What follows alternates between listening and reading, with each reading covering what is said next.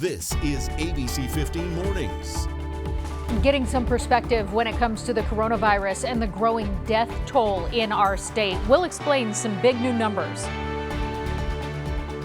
Plus, Scottsdale's mayor extending the mask mandate for another month as Arizonans are still waiting on that statewide requirement. Also, as families prepare for a new school year ahead, we are working to get you answers to a lot of the questions that are still looming.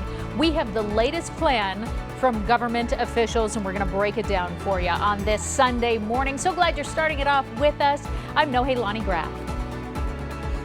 And I'm Mark Thompson, social distancing from home. And I still have ice cream on the brain because we finished up the last hour talking about National Ice Cream Day. I wonder if popsicles are included in that. I love a popsicle too, especially on a hot day. I don't feel like we can't cross that over. I don't see why. I recently rediscovered push-up pops, and they're like a hybrid. So, yes. I don't see anything wrong with it. I saw you posting about that. See, yeah, I mean, you got to do what you got to do. Sometimes you got to explore some new ways to stay cool. This morning, don't let the clouds fool you as you step out the door. You are going to see them, and we do have some light breezes, but it's not sticking around. This is a system that's starting to break up now that moved in from the south, tracking to the north and skirted by the western portion of the valley. Buckeye still might see a sprinkle, maybe, but for the most part, it is too hot for that rain to even hit the ground, and the lightning has finished. We saw some bright and early this morning. The big headline today is this excessive heat warning, those 3 areas that you see in pink, which does include the entire valley and stretching to the far west valley. We do have excessively high temperatures today, so you want to take action to protect yourself and stay out of the heat.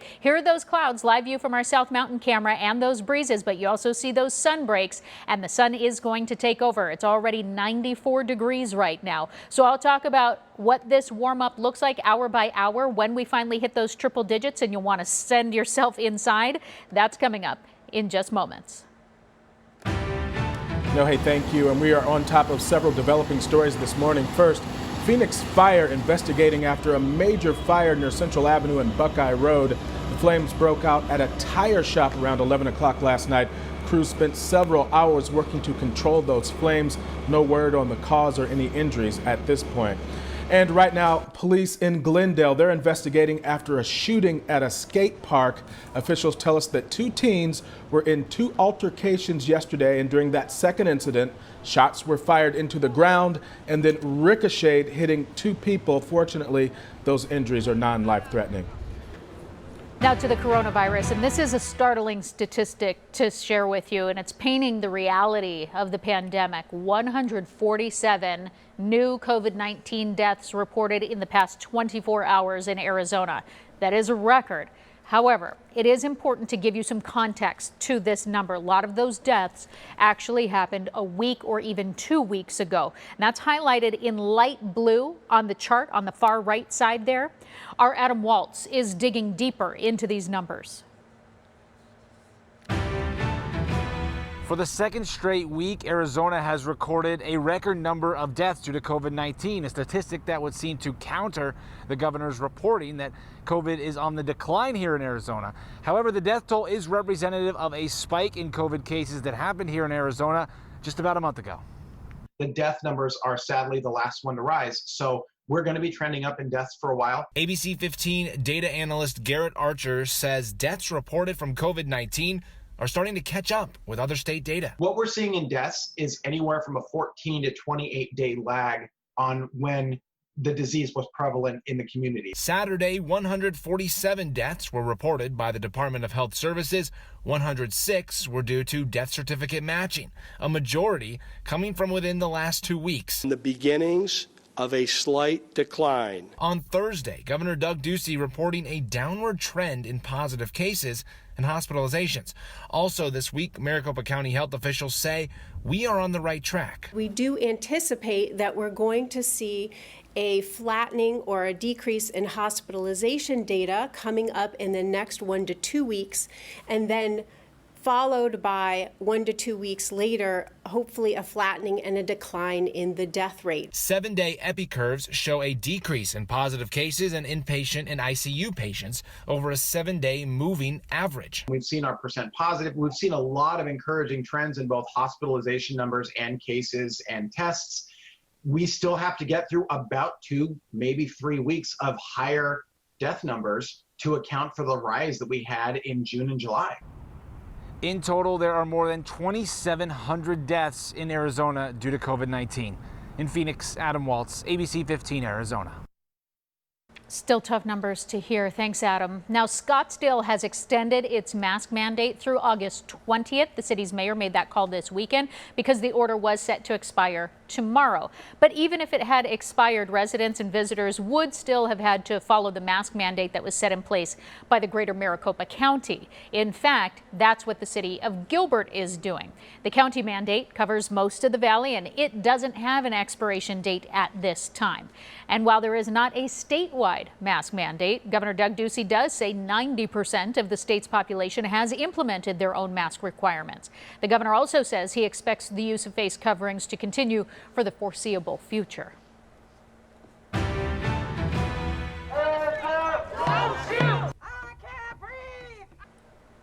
Dozens hitting the streets yesterday. The We Rising group back out again after recent shootings by police officers in the valley. Many taking a knee, others lighting candles in remembrance of those killed from police violence. They're hoping that it can send a message that it needs to stop.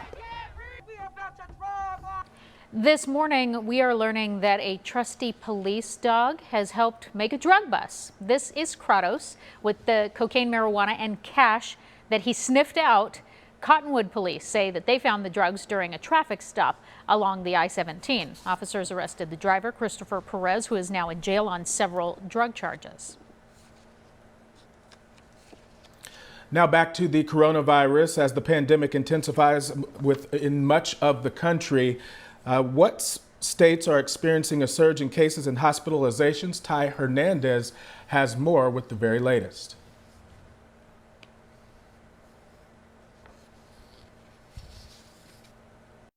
New cases of the coronavirus continuing to spread all over the U.S. The Food and Drug Administration issuing the first emergency use of pooled testing for COVID-19. 4 people may now be tested at once, speeding up the process.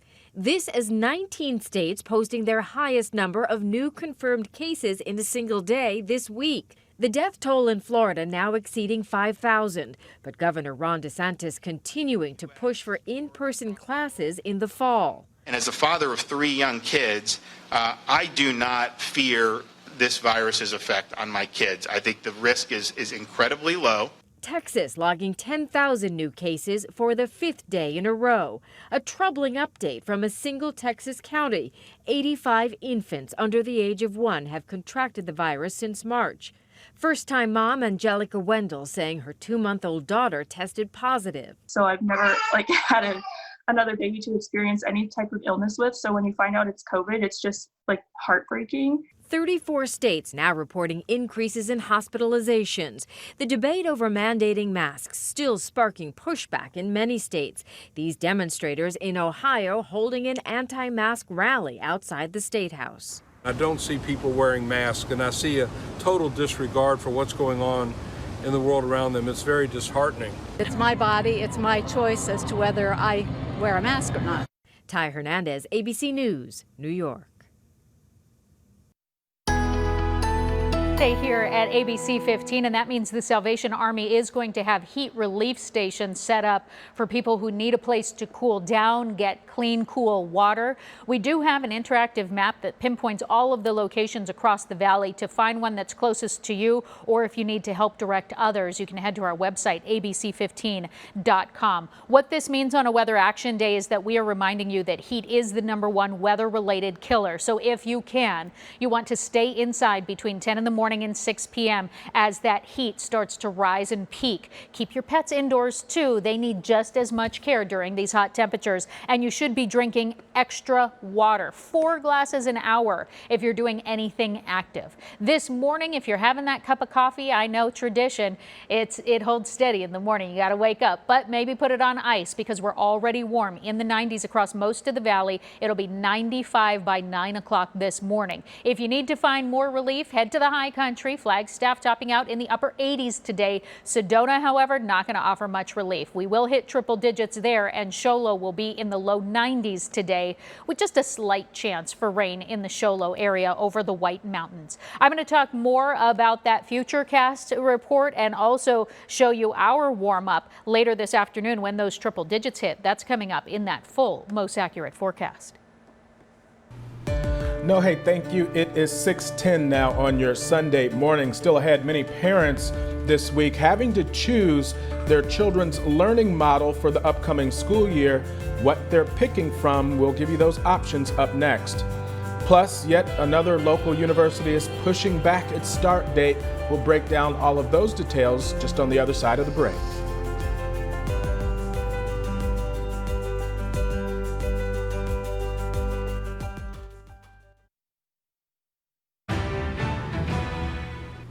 Welcome back, everybody. And as you prepare for the upcoming school year, we know that there are still a lot of questions out there when it comes to what students can expect as they return to class. Governor Doug Ducey says that he is discussing more specific guidance with State Superintendent Kathy Hoffman. Hoffman shared a letter from the Arizona School Administrators Association. They're asking the governor to not set dates, but instead come up with criteria that must be met in order for campuses to reopen. Hoffman says that health leaders, they are discussing these things and they should have some options coming up within the next few days. Until then, a lot of uncertainty continues. Here's ABC 15's Danielle Lerner. Scroll through social media and you'll see a lot of talk about schools. Parents in many districts this week and next having to choose their child's learning model for next year. Others reaching out to ABC 15 for help in keeping up with the constant changes. At this time, I am not optimistic that Arizona will be ready to open for in-person instruction on August 17th. State Superintendent Kathy Hoffman reiterating the governor's August 17th date is under evaluation, but that's not stopping at least a dozen districts from taking their own actions. At least 4 have already delayed in-person learning until after Labor Day. 6 will keep students and staff off campus through early October, and 4 will stay remote indefinitely or until it is safe to return. More districts will consider doing the same. We selected the day after Labor Day because we knew that parents wanted some certainty. Dr. Scott Menzel is the new superintendent of Scottsdale Unified School District. He says balancing the varying wants and needs of district families while prioritizing safety is difficult. We didn't feel confident that August 17th was the date it would really be safe to return to learn, but none of the dates that we identify are things that are etched in stone because there are too many unknowns. And that was Danielle Lerner reporting. We know that this is a lot to keep track of, so we want to try to make it a little bit easier for you. We've got some online resources. You can find a map and a database tracking district reopening plans across the state, along with more education-related content. That's on abc15.com/schools. Well, Grand Canyon University, they're now pushing back its start date because of COVID-19. Classes begin September 8th, but they will be fully online for 3 weeks. Students don't come back to campus until September 28th. At that point, it'll be a hybrid model with a mix of classroom and online learning. Also, the University of Arizona, they're set to start on time, but it won't be business as usual. Classes will start August 24th. Every student moving onto campus, they will have to be tested for COVID-19, and masks, they will be required on campus as well. Professors, they will choose how they want to teach. There are several options they're providing: traditional in-person classes, live streaming classes, or a hybrid option with some in-person and online learning. Both ASU and NAU also planning to start school as scheduled. Both are offering online options as well as those hybrid models. Today, let's get to that most accurate forecast. Live view from our South Mountain camera. It is shaking a little bit, so we do have some breezes out there around 5 to 10 miles an hour as these clouds are part of a system that's tracking to the north, but it is starting to dissipate. You can see kind of patches of it as it started to move over the West Valley, portions of Laveen heading into Goodyear. Buckeye still seeing just a stray sprinkle there, but I don't even think it's hitting the ground. And it's now starting to move up toward Whitman, the Congress area as well, but the lightning is done. And so this is really starting to break up. This is what it looks like here on Futurecast. And so you can see by 8 o'clock, it really starts to dissipate and then disappear. Later this afternoon, after 2 o'clock, we could see a scattered shower in the Show Low area. Also in Kingman, you could see an isolated storm through about the early evening hours, about 6 o'clock, but it's really only about a 10 to 20% chance of rain. Otherwise, we are going to have very hot temperatures in that area and across western and southern Arizona. Temperatures right now, in fact, are already warm to start the day. It's 90 degrees in Casa Grande already, 83 in Yuma, 92 degrees in Lake Havasu City. A little bit more mild in the Verde Valley area, 73 in Sedona this morning. That's a nice temperature to get out and take a walk the dog around the neighborhood this morning. Live temperature update in Payson, though, 72, and Sedona just updated to 75 degrees now. Flagstaff still holding on in the 50s this morning, so you can take your coffee outside.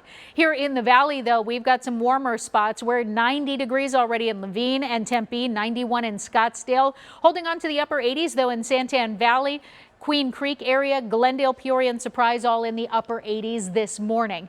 But we will warm rapidly this afternoon. We have extremely hot temperatures, dangerously high temperatures, in fact. 113 is that forecast high for much of the valley, including Goodyear, Glendale, Tempe, and Chandler. It'll be 110 in Queen Creek and Apache Junction today. Anthem hitting 110 degrees today as well. That's why we do have that excessive heat warning in effect across the valley. You want to limit your time outside, especially once we start hitting those triple digits. So that'll happen at noon. We'll be at 103 degrees. So if you have plans to go golfing, try to get off the course before lunchtime, because then we climb. By 2, it's 109, 113 by 4 o'clock, and at 8 o'clock tonight, it's still 107 degrees. So you've got to find ways to keep your body cool and do extra to hydrate. More high temperatures off to the west. Bullhead City is going to be the hot spot in the state today, 115. It'll be close to that 114 in Lake Havasu City. I also want to point out a teenager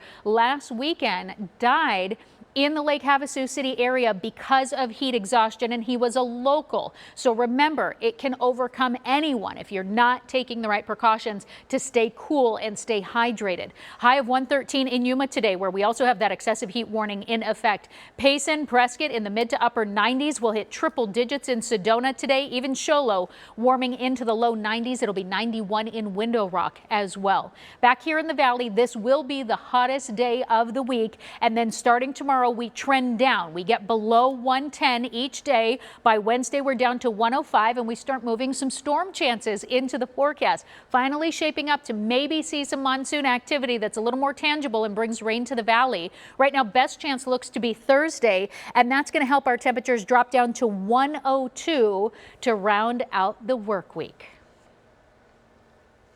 Right now, hey, thank you. 6:19 now on your Sunday morning, and this is a very important topic, especially when it comes to our children. How you can have that all-important conversation about race and the fight for equality in our country. That's next.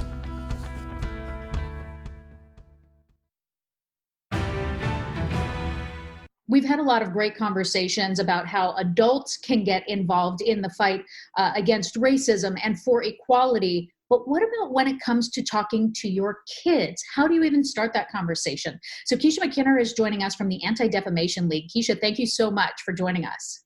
Oh, you're welcome. Thank you, Noelani, for having us. So for parents who want to talk to their kids about racism, or they're wondering, is it appropriate? How do you even broach that conversation? I broach the conversation about talking to your kids about racism is you have to have the conversation. Not having a conversation with your kids is not an option, because they are, even though they're young, they're picking up on what's going on in the world. They know the differences of colors, of skin tones, differences in styles and things like that at a very young age, experts say starting around 3 years old. So the younger you begin to have this conversation and begin to teach them about differences, the better off they're going to be, especially growing up and having empathy and compassion towards one another. And that's important to know because there are parents out there who know that these conversations need to be had, but they're afraid of when to have them because they don't want to spoil that innocence that they perceive in their kids, right? So Yes. you said as early as 3 they pick up on it. Is that when we start the conversation, and how do we kind of change it from a 3-year-old to a 6-year-old to a teenager? Kids are inquisitive. They know more than we give them credit for. But when they're asking, you answer those questions on a level that they can understand it, but answer the questions. And then also be probing.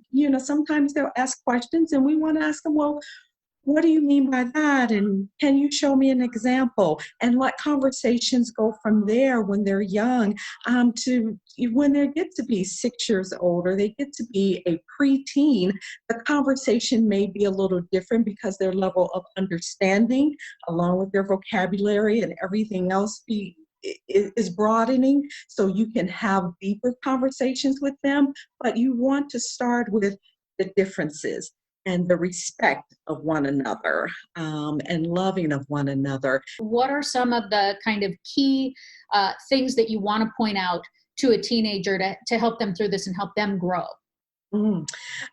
Education. So the first thing for parents, having those conversations with those teenagers and even the younger kids, educate yourself on it. Sometimes those conversations are very uncomfortable to have because we're not sure we're at a point where we know enough to have those conversations. So for parents, I would advise them to educate themselves on as much of the issue as they can, and then let that translate. And having those open conversations, especially with teenagers, open conversations with them. This is what it is, because they're about to encounter that as they graduate high school, as they go off, possibly to colleges or into the workforce, into the services. They are going to encounter a diverse culture. They may encounter racism. And so this is how you can be an ally to someone if you encounter that. This is what you can do if you yourself are experiencing racism, but have those open up conversations with them. And it all starts with educating us. Absolutely. These are tough enough conversations for adults to have sometimes, especially if it's outside of your wheelhouse. But your kids are watching, and we all have to start somewhere. Keisha, great talking points and advice. So we really appreciate your time and your guidance. And if they want more information, they certainly can go onto our website at adl.org. If they log onto our education section, we have a slew of resources starting from Head Start on up to college age if they want additional resources. But let's educate ourselves and let's have those conversations.